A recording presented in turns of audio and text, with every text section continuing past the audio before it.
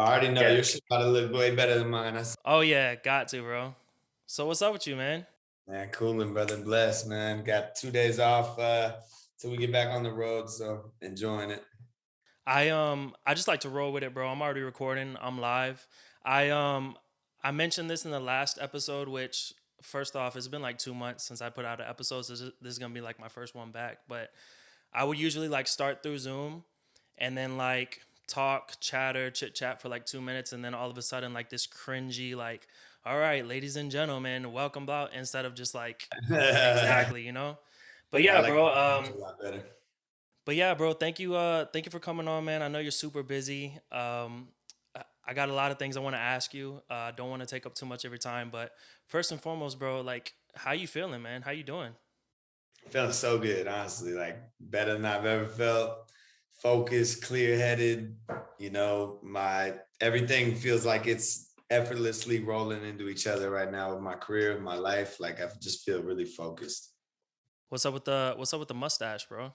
I'm loving this shit. This is a goddamn superpower since I got it. Tss, I've been watching your stories the past few days. It's like, dude, you just came out of nowhere with that. Yeah, I was working on the album and I was like growing my beard out. And then as I got like halfway through the album, I just like heard a voice from the universe just be like, switch your whole look up, get a mustache. I don't know why, but I love it. Honestly, it reminds me of how my dad looked in the fucking 90s. I'm digging it. Yeah, it's definitely nostalgia. But yo, bro, before we get into everything, you're currently in LA, right? Yes, sir. But you're born and raised in Orlando. Orlando, Florida. So that's where I'm at currently. I first came across your music. I don't know if you remember this. I wouldn't call myself a day one, but the first video I saw was from Daniel Wilson. Do you remember him? 30 Killer Entertainment? intro, the killer intro. That, but it was one, Or Kid Famous. it was with P.I. Bang, Don't Like. Wow. Yes. Was that before? That was before Nah, all that that? was like right after probably Kid Famous before Killer Intro, right in there. Yeah, yeah. Don't like wow, crazy. So I can't, because P.I. Bang was bubbling at the time in Orlando. I forget who he was with, but he had like a couple videos with this other dude, this director. I'm on it. I don't know if you remember that video. I remember him. I had actually shot like 2 videos with him too. I think his name is Ryan something, but yeah, bro. I first came across that video, and then I went down a rabbit hole. I saw the one with you and Kid Famous. And bro, like I was doing music back then at that time too, which it went nowhere. Like I was spending thousands on studio time, MySpace layouts, graphics, so I just gave up.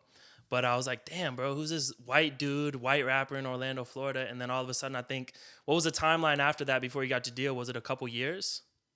Nah, like the Kid Famous don't like videos. Honestly, like within maybe like 6 months to a year of that. Yeah, Damn, bro. And then that's when like everything started happening for you. yeah.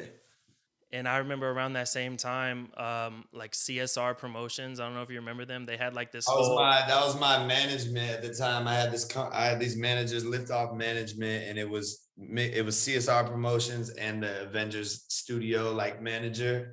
Those two Right. guys, Doug from CSR and Julio from the Avengers, came together and managed me at the time. didn't they have like a web series saying like why haven't an Orlando artist blown up yet or something to that effect? CSR did, yeah. I'm pretty sure they did, yeah. And then you just like blew up right after that and they stopped doing the videos. That's not the most I've had. That was like a decade ago, right? Or at least. 2012, yeah, 12, exactly a decade ago. Honestly, this summer. So what made you like transition from leaving Orlando to out to LA specifically? Well, it's funny because I've been getting the download to move back. So in December, I'm actually moving back to Orlando. Oh, Um, damn.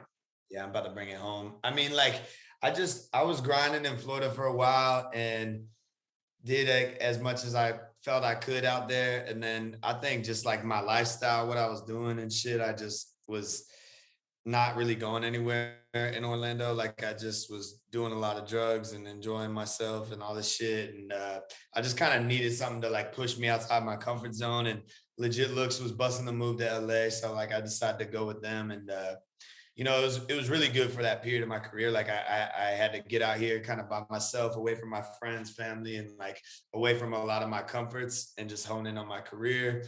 And that wasn't always like a seamless transition, like it was difficult for a long time, but over Right. these years in LA, I've like found a lot of clarity in my shit that works. And now I feel like I'm at the point where I want to bring that back home and just inspire people where I come from, take care of my family, my homies, all that shit. Yeah, man.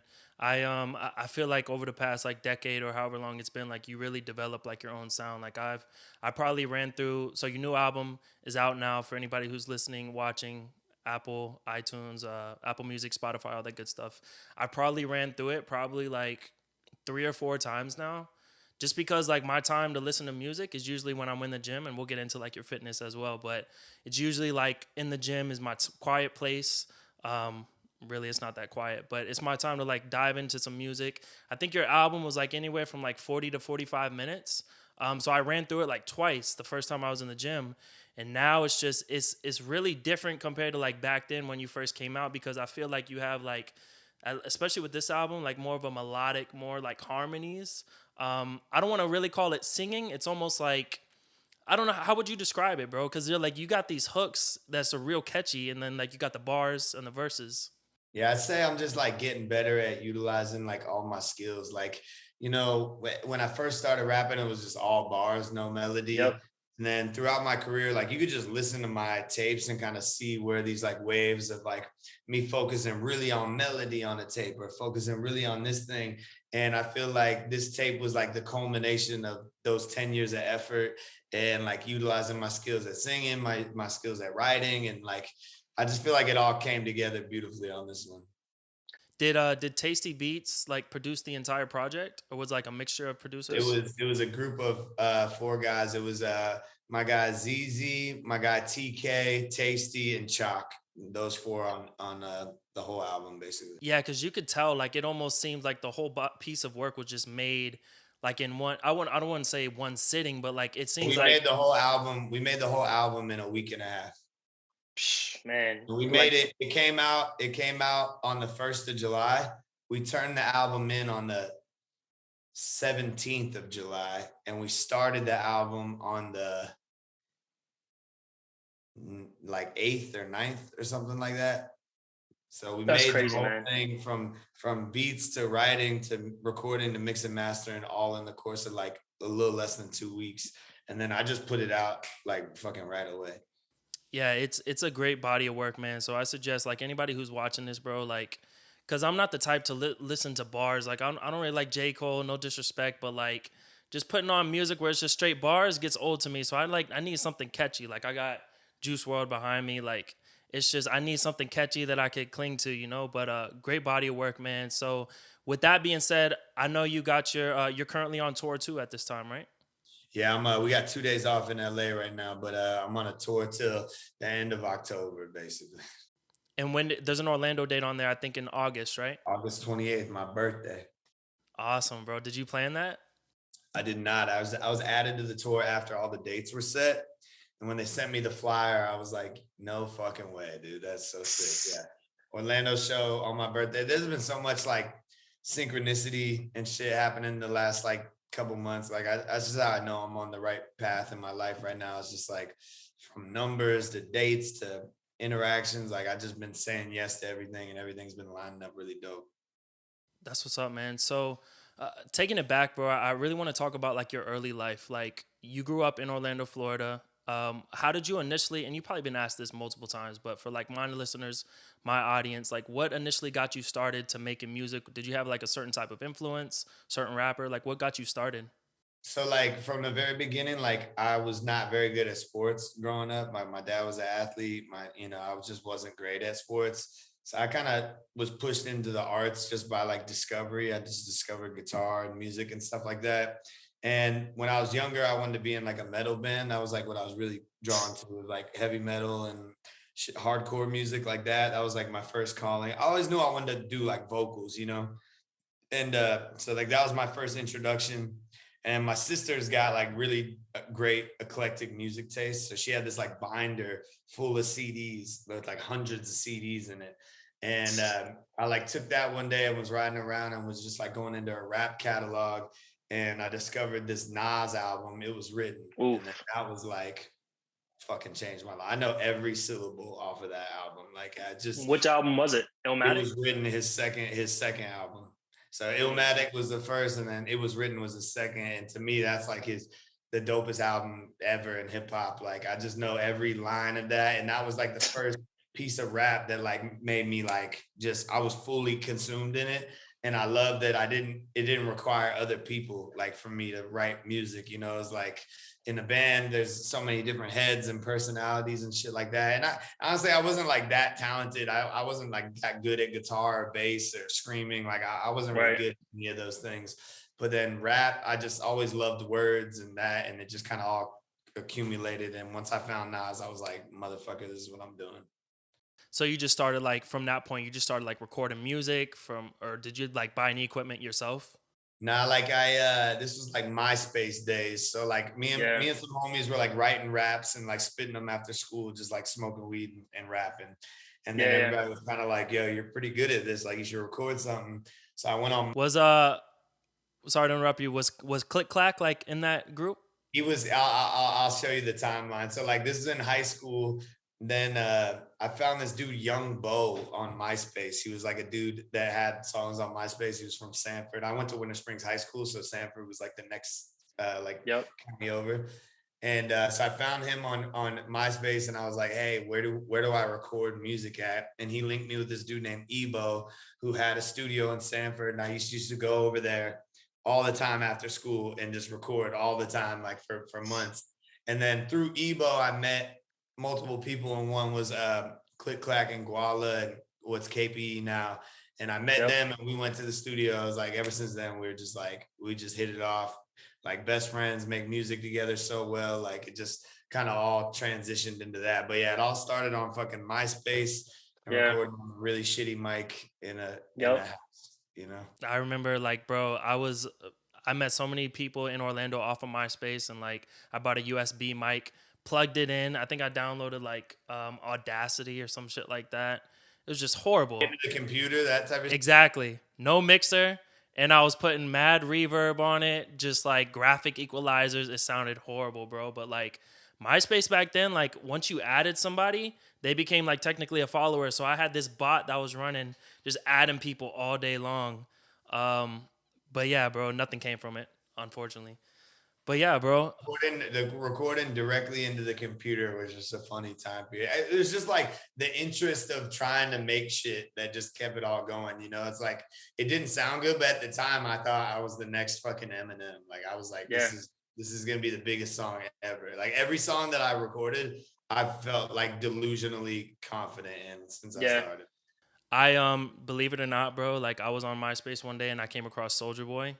And I was like, dude, if this guy's making beats on Fruity Loops and like he's making money off of this, then anybody else can do it too. So then I bought a USB mic from Best Buy. Yeah, horrible, bro. But yeah, man, transitioning here. So most of my, I guess, guests that I've had on so far are like from the fitness industry. So you're actually the first like recording artist that I've had. Just trying to keep like, the different personalities here at all times. We all relate and tie in on different things, you know. Yeah, of course. So I see you like you posted some work earlier today, like you got a workout in, and like yesterday. So when are you like heavy into fitness, or are you just like getting started in it? I mean, I'm not super in like deep in it, but I found this dude Wes Watson on YouTube, and he changed my life just with his outlook on life, on manhood, on discipline, on just so many things. And one of the elements in just everything that he preaches is fitness, changing your body, turning into a fucking savage. So, Yeah. I'm still relatively like new to my fitness journey, but I've lost 20 pounds. I look like I put on 20 pounds. Yeah. I just gotten cut the fuck up, and I just started my reverse diet this week. So like over the next 6 months, like I'm on it. Like I don't miss any days. I'm up every day at 5 o'clock, whether I got 5 hours of sleep or 0 hours. Like today I got 0 Damn. hours. I'm on this podcast, 0 hours of sleep. So Yo, I saw that. I was peeping the stories. I'm like, damn, he went from the studio to the I take it gym. back. I fell asleep in the studio for about an hour at like 3 o'clock and woke up and finished the song because I was waiting on somebody else to lay their part. Fell asleep for about an hour, woke up, finished that song, came home, got a coffee, went to the fucking gym. Let's get it. Crazy, bro. So like, That's- pretty new to the fitness thing, but it's just like added so much clarity to my life. Like I think transforming your body is something that everybody should do. Like it just gives you ultimate confidence, clarity in your life. It lets you know that you could literally do any fucking thing that you want if you just are willing to put in the time to learn, to be a student, and like now it's like, I'm not like extra into like types of workouts and shit like that. I go in every day to free my mind of all the fuck shit that I wake up with. And I leave feeling powerful, Yeah, man, definitely. A lot of people take that, just underestimate it. Like mental health is so big, which is huge, but like your body as well, like what you consume, what you eat, all of that plays a vital part in it. And especially if like you're constantly in the studio, like you got to take care of that, bro. Y'all need balance and like, the ways that fitness has spilled over into every area of my life, it's like, I'll never not do this. This shit's so powerful. Like, it's like, I almost am like so passionate about it and like kicking myself in the ass now and like trying to kick everybody else in the ass. Cause I'm like, this shit is not that hard. Like it's just, it's knowledge, it's time, it's discipline, but it's not hard. Like it's way harder to hate your body for 10 years. It's way harder to hate yourself all the time when you look in the mirror. Like, that's, to me, this shit is worth every ounce of time that I put into it, Yeah, man. I wanted to ask you a question, sort of switching gears now, and you don't have to really get into it, but like I'm curious because I heard you on your last podcast, or you did an interview recently, the one where you were outside. I forget the gentleman's name, but I saw the clip where you were talking about your dad and where you lost him at a young age. If you don't mind me asking, like how old were you when that all transpired? Were you like 11, 12? No, I was 16. My dad committed suicide, like at the house I grew up in on 420. And I was 16. On 420? Yeah, on 420. Like I left early to school that day to go try to smoke with the homies. And it was just like a super regular ass goodbye. Like, peace out, sitting in the recliner he's always in. I think he made like a joke about I was leaving early. And yeah, never saw him again. So that just that whole event just set my whole life on like a totally different trajectory. And I think that's like why I'm so passionate about like positive change. And Wes Watson, that dude that is my mentor and put me on all this growth. A big quote that he always says that really resonates with me is like, you got to become the man that you always needed in every way. And I'm like, that's my goal. Like, I love my dad. He was my idol, and that's why it fucked me up so much. But my whole goal, moving forward in life is to become everything that he wasn't for me so that I could be that for everybody else in my life, Have you heard of Bradley Martin? Yeah. That's a very similar story. I think his father, passed away very, very similar. And he's talked about that. And he shared on his podcast that he had so much anger towards his father after that because he felt like it was like, I guess, for lack of better words, selfish. So did you feel like any of that moving forward? I mean, 16 is super young, bro. Yeah, well, that's crazy that you say that because I've like talked to Brad a bunch of times on Instagram, but I didn't even know that he had that story. So I actually want to reach out to him and connect on that further because he's a really good dude. Yeah. Yeah, like I went through a lot of emotions. Like I went through a lot of betrayal, like feeling betrayed and angry because like prior to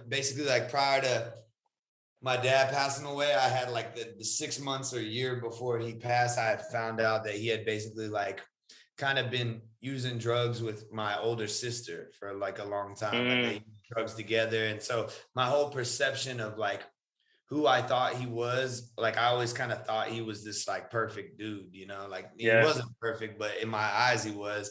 And I just like didn't respect that at all. Like when I heard about it and like, there was just a lot of issues in my family that came out about because of it. And then I just felt abandoned and lied to and betrayed. So there was a whole array of emotions for sure. And anger was definitely like a big part of it for a long time, but as I've gotten older and found more grace with it, like I just know that ultimately we're all just hurt. Like we're all just hurt from our childhood. And he did a better job than his dad did. His dad was a lot worse. His dad was abusive and died when he was 8. And, he did a lot better than him. And my dad, when I was in 3rd grade, my dad lost the tips of all 8 of his fingers in a construction accident. And so he got put on to opiates And like at Mm. that time in the 90s, like or early 2000s, wherever it was, yeah, it was like 2002 maybe or something like that. Yeah. In that time, the opiate epidemic wasn't like a thing. Like everybody was prescribed opiates. It hadn't really become this big drug problem, and people were aware of like how fucked pharmaceuticals was. So like, my sister had drug problems at the time, and he kind of viewed himself as different, and he was Right. addicted to Oxycontin 80 milligrams. And like, he's a big motherfucker. So took a lot of them. And I Mm. think he just didn't see anything wrong with it. And then by the time everything had caught up to him, he was 9 years into an addiction or something like that, or 8 years Yeah. into hardcore opiate addiction. And it's like, I just think he was lost and hurt, and, maybe didn't have all the information that we got today. So I just, I don't hold any ill feelings toward him. My dad's still my hero. He's just still the person I can't wait to see when I die. Like, Yeah. I love him to death. Like even amidst all of that stuff, like what I really remember about him is his character, and he was just a great dude. And despite all his flaws, he was like one of the kindest, most savage motherfuckers I've ever met. Like he would rip a motherfucker's head off, but he was also the kindest person to every stranger, and that's what I desire to be in every way. Yeah, man. I'm 29 years old and I still got both of my parents in my life, but that's one thing that's like scares me, like cuz I've never dealt with somebody close or even like a close friend or family member like dying or passing away. It's always been somebody like a friend of a friend throughout my whole life. So I constantly think about death, bro. I'm always thinking like either one of two things is going to happen. Either I'm going to have to deal with that trauma and like mourn at some point in my life, or I'm just going to die before them. But I can't imagine being like 16, bro, like losing a parent. Like you probably just felt like the whole world. And I don't mean to like keep beating the Subject, No. but It's like cool. This is it's an important part of my life. So, it's a big yeah. talk about. Yeah. Do you feel like you mentioned like one day you'll see him again? What do you initially like believe happens after death? Do you believe like in heaven and hell? Like, I'm not, I'm a deeply spiritual person. So like, I pray, I talk to God, I get downloads from God every day. Like I feel very in Yeah. tune with spirit. I don't have any like set belief on like, I'm not like a believer that like, you have to accept Jesus to go to heaven Right. or you don't go to hell. I don't know that that's the thing. Like I think I look at Christ as like an example of what a man could be, and that Right. definition of it is more powerful to me because that gives me something to follow, not somebody to worship, but somebody to emulate and somebody to look to. And I think heaven and hell are these like states of being, and that when you are walking in alignment with what God wants for you, and it requires sacrifice and things that are difficult, Right. that is a state of heaven. And I do believe that there's something more magical that happens beyond here, but I don't even try to act like I know or care what that is. And like, when I say see my dad, it's like I don't know in what capacity that looks like, or if it's Yeah. even in physical form. And I don't really care. Like I just Right. I believe deeply in like there being this benevolent force that is God, and there being very clear differences between what's right and wrong on this plane of earth, and Right. I try to walk in alignment with like what I know God wants from me, or consciousness. Like there's so many words for it. Sometimes it's hard to talk about religion with people because they'll agree with you on all the principles of like what a person should be like and what virtue looks like. But if they call it Allah, or they call it the universe, or you call it Jesus, or whatever the fuck, it'll just It's all the same. yeah. So I just the principles are all there. And I think like all of us have this direct line with God and consciousness that just comes from, if you can just clear yourself of all the things that make you vibrate really low, like shame and regret and all of those very low vibrating frequencies, you can clear yourself of those and wake up early and sacrifice more and like strip yourself of, have less and less and less, you will get clear like messages from above. Right. Yeah. I was born and raised Christian, but like around like 20, 21 years old, I started questioning all of that. I started questioning like if the Bible's even real. It's just a good book with great morals to base your life off of. And it's just like at a point now, I hope there's a heaven when we die. Like if we just die and it's black, then it was just like I feel like that'd be mad depressing. But to me, like I went through the whole stage too of like I was drawn to Christianity when I was younger. Like I was in youth Mm-hmm. groups, ministries, and then you learn about you see the Zeitgeist documentary, or you learn about the fucking Yeah. other gods that came before Christ, and then it leads you to like kind of resent it, and then you go down that path for a while, and that's really unfulfilling as well.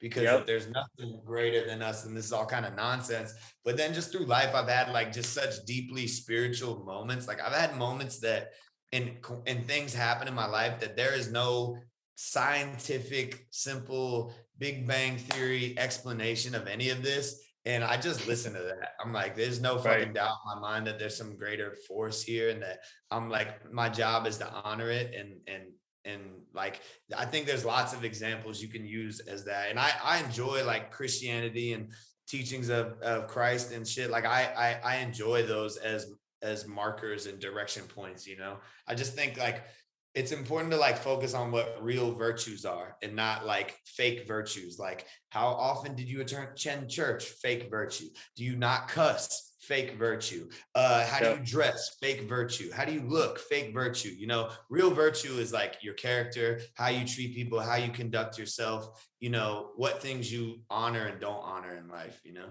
Yeah, I respect that, bro. It's a deep rabbit hole. There's so many like subcategories of that, but definitely I respect that.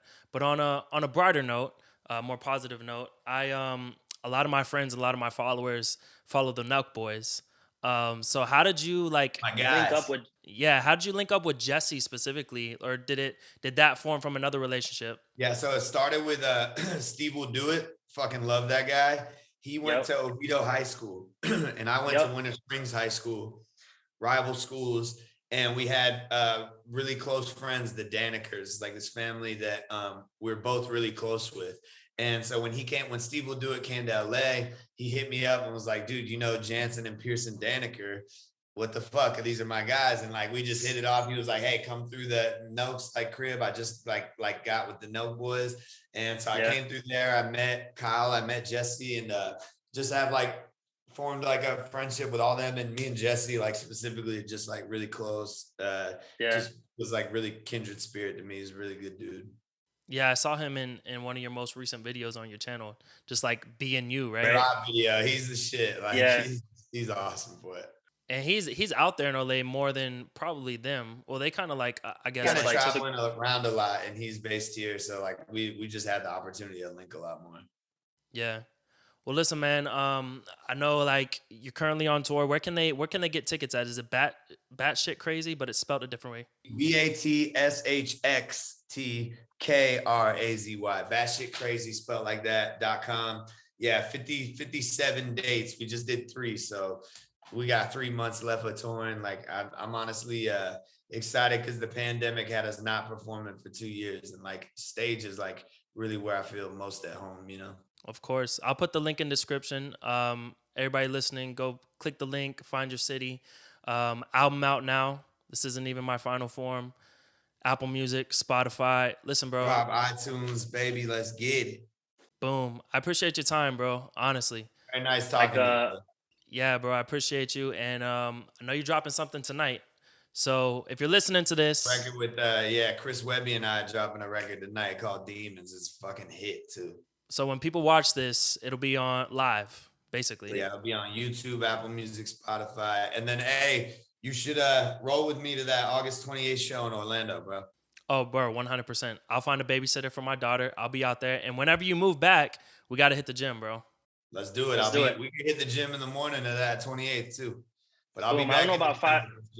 I don't know about 5 a.m., but like we'll have to talk. Well, it's kind of early. But shit, bro, I appreciate you. Everybody follow Caskey on Instagram at Caskey. Thank you guys for watching. Really appreciate you, brother.